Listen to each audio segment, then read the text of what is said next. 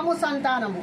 అబ్రహాము సంతానం. మరి అబ్రహామే తగ్గించుకొని మన కొరకు ప్రార్థన చేశారు. ఆయన భూమి మీద ఈ భూమి బాగుండాలి, నేను తగ్గించుకొని దేవుడి దగ్గర ఉండాలి, నేను మారు మనసు పొందాలి అని ఆయన లేవలేని స్థితిలో కూడా దేవుణ్ణి పిలిచాడు. ఎవరికి పిలుస్తారు మీరందరూ?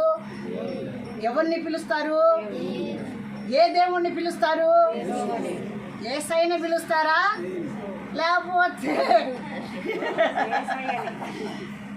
యెహోవా అబ్రహాముని ఆశీర్వదించబడ్డాడంటే యెహోవా ఆయన కుటుంబానికి నడిచిండు. ఆయన తగ్గించుకొని పిలిచాడు ఇంటికి.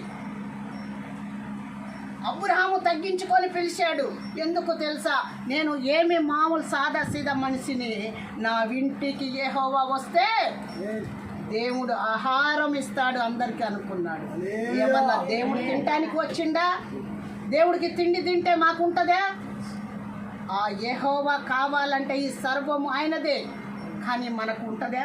ఆయనకే సూర్యుడు కాపలా ఉంటాడు, చంద్రుడు ఆయనకే కాపలా, భూమి ఆయనకే, ఆకాశం కూడా ఆయనకే ఉంటుంది.